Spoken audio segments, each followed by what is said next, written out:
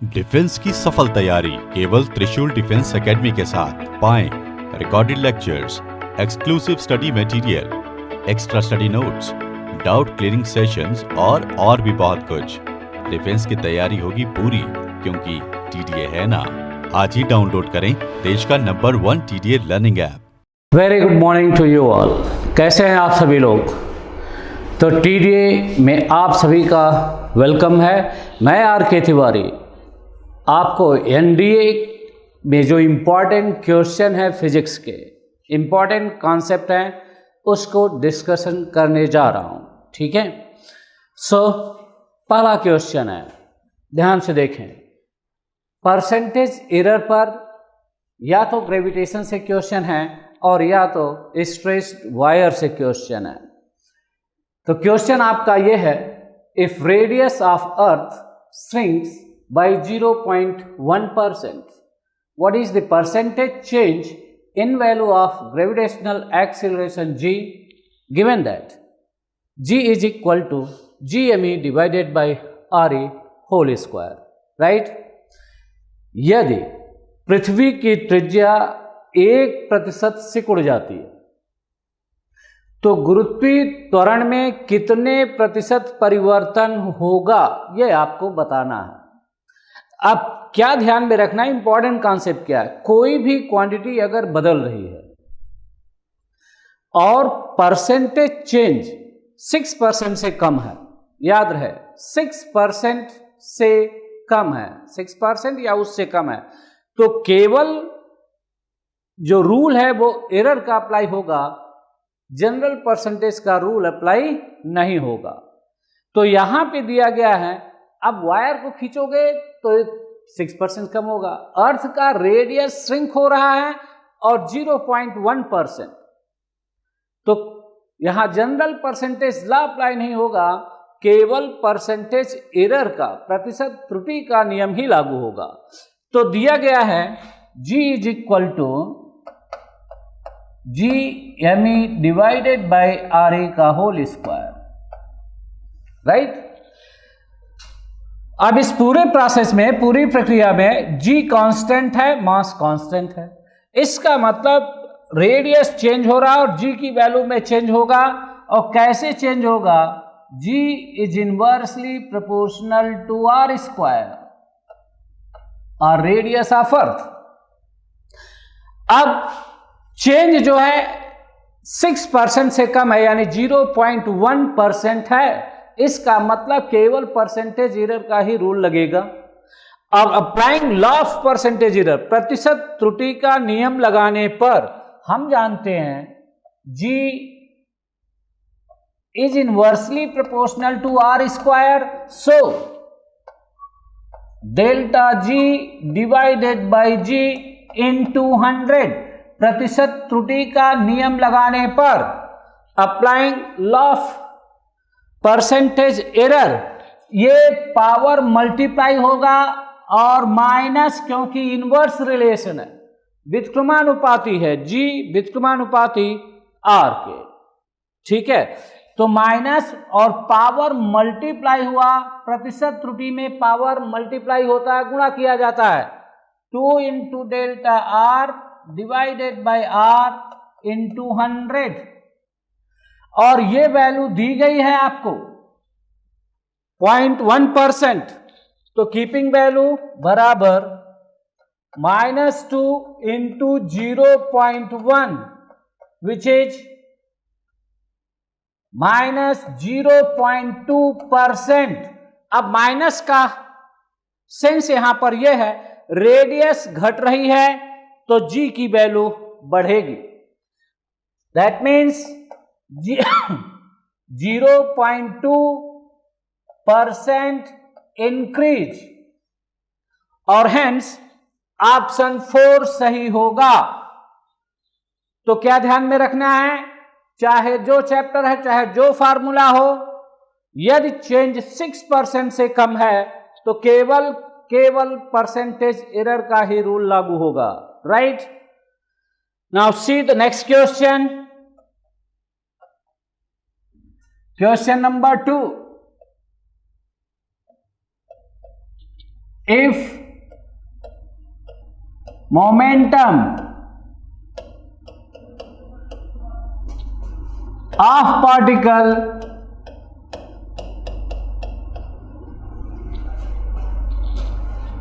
increased by 100%, then what is percentage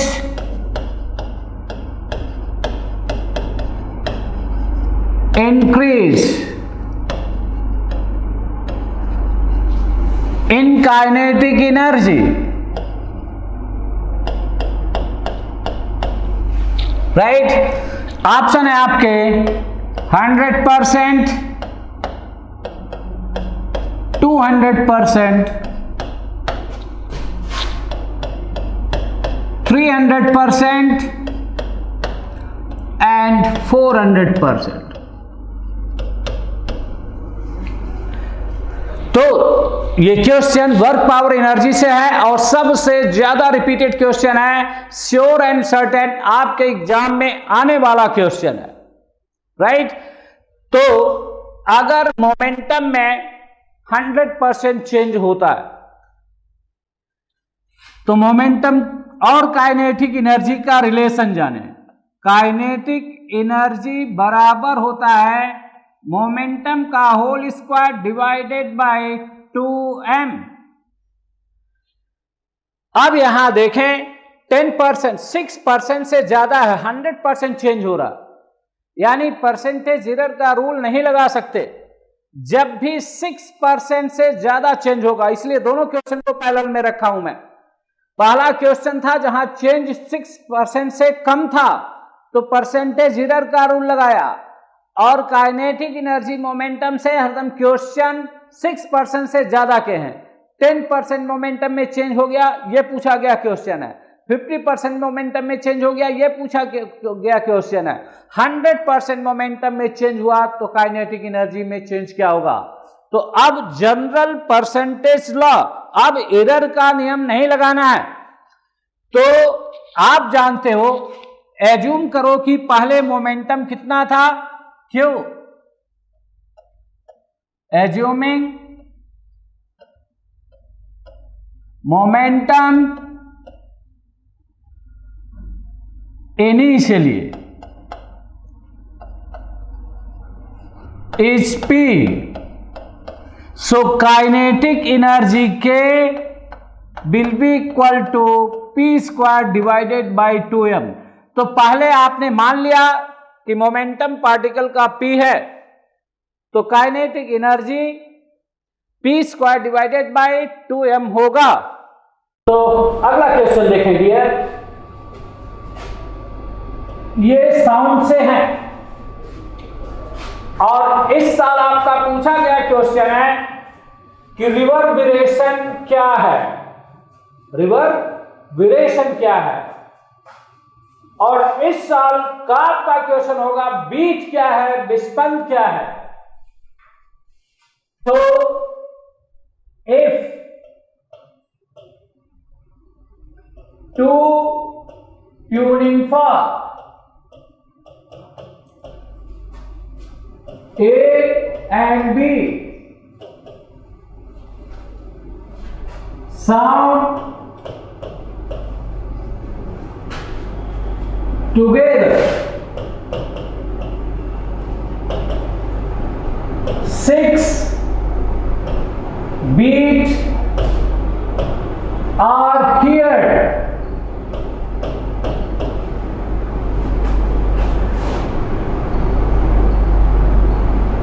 If tuning fork A is slightly loaded with wax,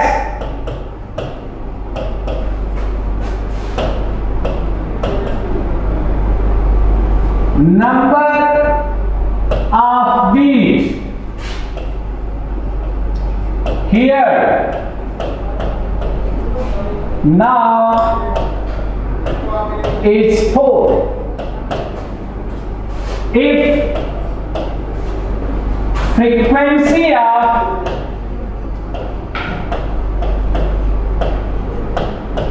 tuning fork A is 500 Hertz, then frequency of tuning fork B is, तो क्या question समझ में आया? और ध्यान देना है beat की ओर। तो ट्यूनिंग फॉर्क या सोनोमीटर वायर इससे पूछे गए क्वेश्चन है। अब बीट की ओर ध्यान दें, यानी जब कोई भी दो साउंड का इक्विपमेंट एक साथ साउंडिंग करते हो आप, तो बीट सुनाई देती है। अब कितनी भी बीट आपको सुनाई दे रही है? दो ट्यूनिंग फॉर्क हैं, क्वेश्चन ये कर रहा है, तो मैं ऑप्शन भी पहले लिख दूं। 500 हर्ट्ज बी, ऑप्शन दो 506 हर्ट्ज, 3 496 494 hertz and 450 hertz। तो क्या चूज करेंगे आप? प्रश्न आपका यह है, दो ट्यूनिंग फॉर्क हैं ए और बी, दोनों को एक साथ ध्वनित करने पर, एक साथ बजाने पर विस्पंद 6 सुनाई दे रहे हैं। कितने विस्पंद सुनाई दे रहे हैं? 6। अब जब ट्यूनिंग फॉर्क ए को पॉलिश करते हैं, वैक्स अप्लाई करते हैं, तो ट्यूनिंग फॉर्क से विस्पंद की संख्या कितनी हो जाती है? 4। तो बताएं बी की फ्रीक्वेंसी कितनी है? तो ऊपर वाले ने दो सेंसिंग ऑर्गन इंसान को दिए हैं, एक तो आंख और दूसरा है कान। आंख से दिखाई देता है तो कान से सुनाई देता है, राइट? लेकिन दोनों में कॉमन सी बात एक है कि परसेप्शन टाइम, अगर कोई भी चीज आंख के सामने 1 सेकेंड से में 10 से ज्यादा बार घुमाई जाए तो उसे एक ही दिखाई देती है, अलग अलग नहीं दिखाई देती हो। और सीधा साधा उदाहरण है आपका, ये ट्यूबलाइट है। ये ट्यूबलाइट भारत सरकार की बिजली है, गवर्नमेंट ऑफ इंडिया की बिजली है, 50 हर्ट्ज। वो 1 सेकेंड में 100 बार ट्यूबलाइट जल रही है, बुझ रही है, लेकिन आंखों को दिखाई दे रहा है कि ये केवल जल रही है, बुझ नहीं रही है। तो ये आंख की कमी है। तो इसीलिए 50 हर्ट्ज फ्रीक्वेंसी रख गई है कि इसका जलना बुझना न सुनाई दे। उसी तरह से कान के लिए लिमिटेशन है। अगर कोई भी आवाज 1 सेकेंड में 10 बार से ज्यादा, 10 फ्रीक्वेंसी 10 हर्ट्ज से ज्यादा है, तो वो अलग अलग सुनाई नहीं देगी, राइट? तो हम देखें कि ध्वनि में विस्पंद होता क्या है, बीट होता क्या है। बीट दो फ्रीक्वेंसी का डिफरेंस होता है। तो बीट पहले मैं लिखूं x is equal to F1 minus F2। कोई भी दो म्यूजिकल इंस्ट्रूमेंट हो या कोई भी ध्वनि पैदा करने वाले उपकरण हो, उनकी आवृत्तियों का अंतर ही विस्पंद होता है। अब अगर ये F1 माइनस F2 लेस या इक्वल टू 10 हर्ट्ज, अगर दोनों की आवृत्ति का अंतर 10 हर्ट्ज से कम है, तो ये कान को सुनाई देगा, यानी बीट बनेगी और कान को सुनाई भी देगा। लेकिन अगर ये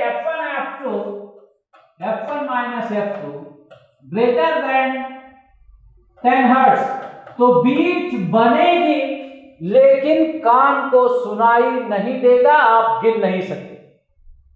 तो बीट से आप किसी भी, इसका यूज क्या है, किसी भी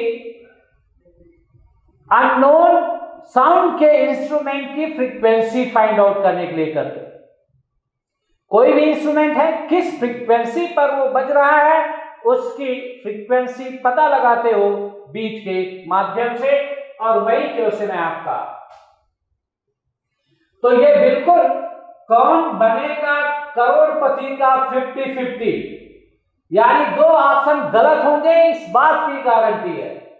तो मैं अब इसी कॉन्सेप्ट पे फॉर्मूला लिखूं, एफ अननोन अज्ञात आवृत्त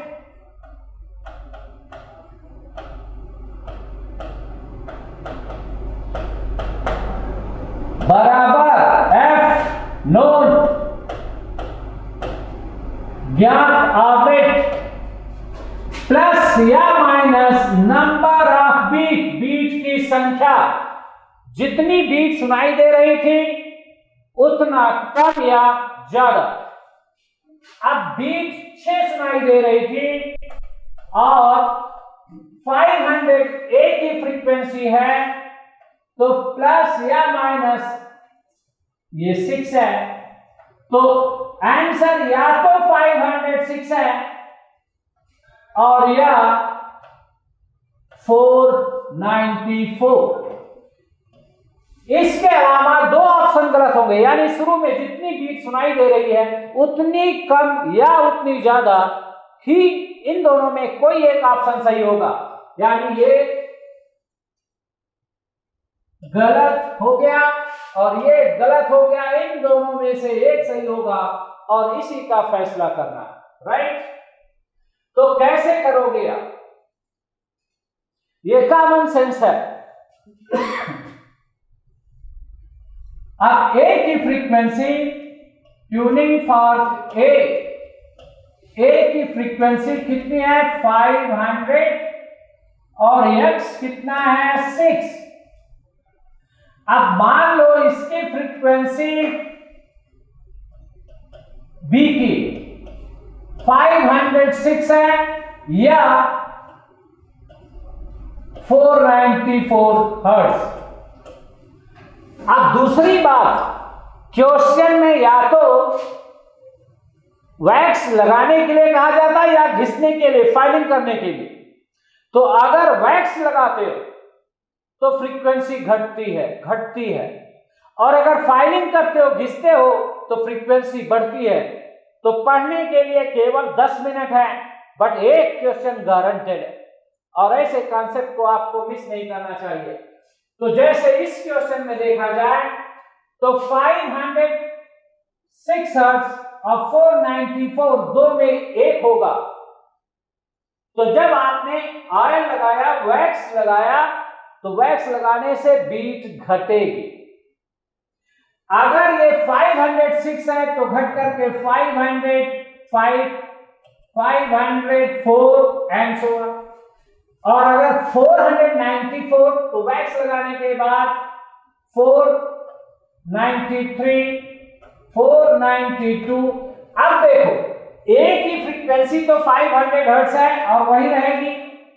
अगर ये 494 हर्ट्ज होता तो बीट बढ़ती, जबकि क्वेश्चन में दिखाई दिया गया बीट घट रही है और इसलिए ये गलत ऑप्शन है।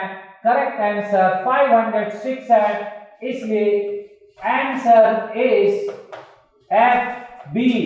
बी की फ्रीक्वेंसी 506 हर्ट्ज है, राइट।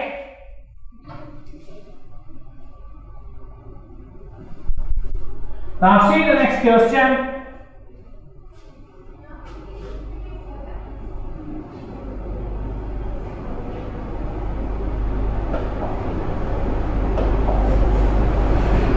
तो ये क्वेश्चन अल्टरनेटिंग करंट से आपके सामने रखता हूं और सोचें और बताएं उसके बारे में।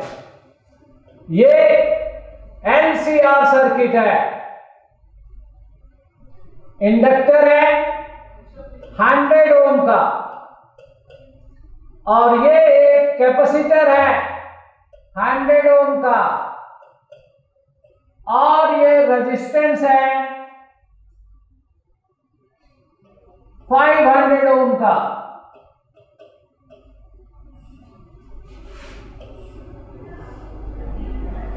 और एसी वोल्टेज दिया हुआ है, और ये वोल्टेज 1000 वोल्ट है।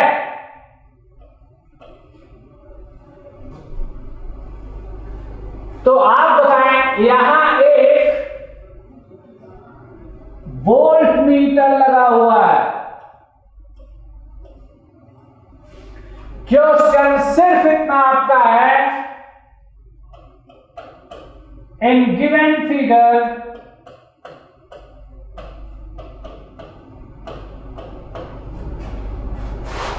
reading of volt meter is, और ऑप्शन 500 वोल्ट,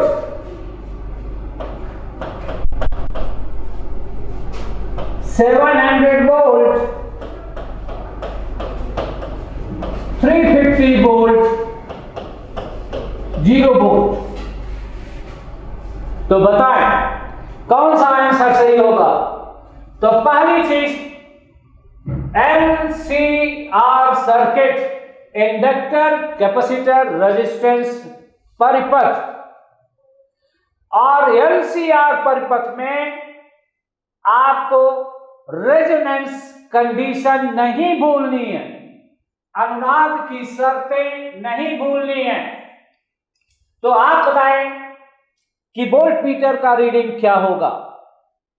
आप जानते हो कि अगर ये तीनों सीरीज में है, श्रेणी क्रम में है, LCR, तो दिस इज सीरीज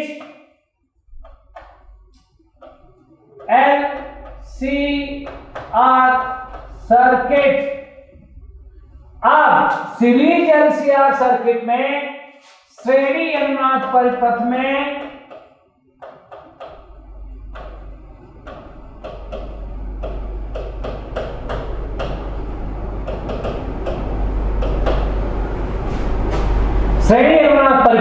अगर XL बराबर हो XC के, यानी XL क्या है, इंडक्टिव रिएक्टेंस, कुंडलीय प्रतिबाधा, और XC क्या है, कैपेसिटिव रिएक्टेंस, प्रेरकीय प्रतिबाधा।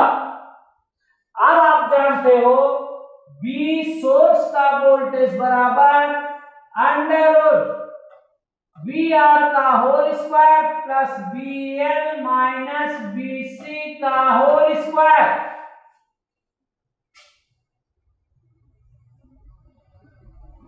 तो अगर फिगर देखें, VL बराबर क्या होता है, I इंटू XL, BC बराबर क्या होता है, I इंटू XC।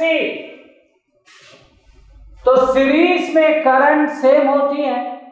अगर इंडक्टिव रिएक्टेंस, कैपेसिटिव रिएक्टेंस दोनों बराबर है, और अगर फिगर देखें तो इंडक्टिव रिएक्टेंस ये XL है, XL बराबर 100 ओम है, ये XC है, ये भी 100 ओम है, यानी ये सर्किट रेजोनेंस स्टेट में है। रेजोनेंस की शर्त है, एट रेजोनेंस, अनुनाद की अवस्था में